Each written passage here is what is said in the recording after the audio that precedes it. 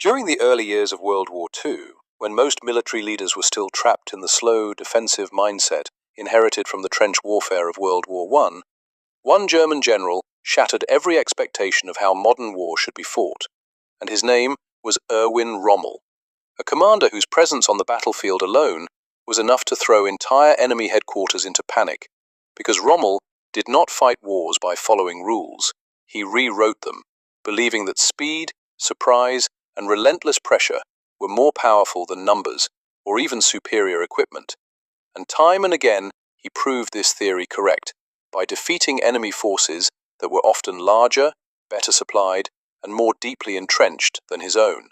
But Rommel's rise was not sudden or accidental, as long before the world knew him as the Desert Fox, he had already forged his reputation in the brutal fighting of World War I, where as a young officer he displayed extraordinary initiative, repeatedly acting without waiting for orders, studying terrain like a chessboard, exploiting weaknesses with surgical precision, and launching surprise attacks that shattered enemy morale, lessons that became the foundation of his entire military philosophy, and later found their way into his influential 1937 book, Infantry Attacks, a work that was far more than a memoir,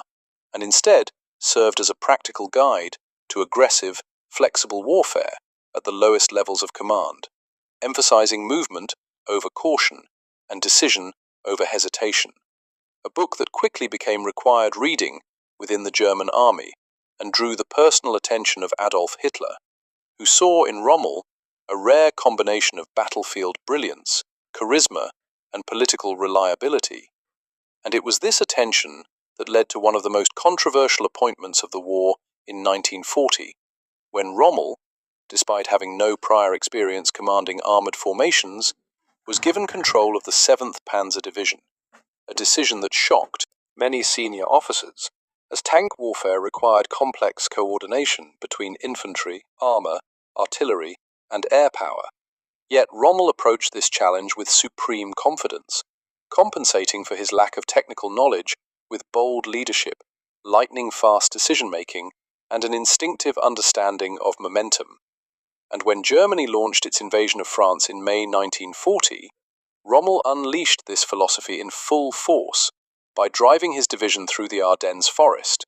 a region the Allies believed to be impassable for tanks and therefore left lightly defended, a fatal miscalculation that Rommel exploited mercilessly as he pushed forward at extraordinary speed, crossed the Meuse River under heavy fire, and refused to slow down to consolidate his gains, instead bypassing enemy strongpoints and leaving confused Allied units stranded behind his rapidly advancing spearhead, creating chaos at every level of enemy command, as reports became outdated within hours, and entire formations found German tanks suddenly appearing deep in their rear, a phenomenon that earned Rommel's unit the chilling nickname the Ghost Division, not because it was invisible, but because it struck without warning and vanished before the enemy could respond. And by June 1940, the psychological and military collapse of French resistance was complete, with Rommel's division capturing thousands of prisoners and massive quantities of equipment, an achievement that transformed him overnight into a national hero and earned him the Knight's Cross and promotion to lieutenant general. Yet this triumph was only the prelude to the campaign that would define his legend. As in early 1941, Rommel was sent to North Africa to command the newly formed Africa Corps, officially tasked with stabilizing the collapsing Italian front in Libya and ordered to remain on the defensive. But true to his nature, Rommel immediately saw opportunity where others saw limitation, and within weeks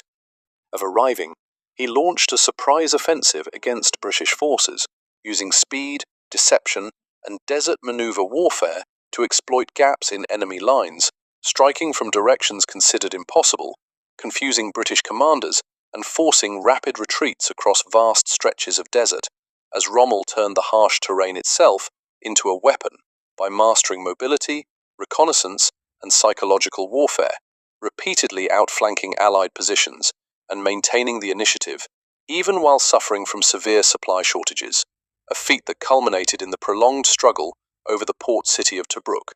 where despite logistical hardship and relentless enemy pressure, Rommel kept Allied forces constantly off balance until finally, in June 1942, he launched a decisive offensive that captured Tobruk, along with more than 33,000 Allied prisoners and enormous stockpiles of fuel and weapons, a victory that shocked the Allied world and marked the largest British surrender of the war. Up to that point, earning Rommel promotion to Field Marshal and making him the youngest officer in the German army to hold the rank. Yet even at the height of his success, the limits of his situation were closing in, as Allied air superiority, stretched supply lines, and overwhelming industrial power slowly turned the tide against him, forcing Rommel into a defensive struggle he had always despised. And although the North African campaign would ultimately end in defeat, Rommel's conduct during the war, his refusal to commit atrocities, his respect for enemy soldiers, and his insistence on honorable conduct, earned him admiration even among his opponents, ensuring that long after the guns fell silent, his name would endure, not as a symbol of ideology, but as a master of maneuver warfare, whose tactics are still studied in military academies around the world, making Erwin Rommel one of the most formidable, complex, and fascinating commanders of World War II, a general whose legacy is defined not merely by victory or defeat, but by the sheer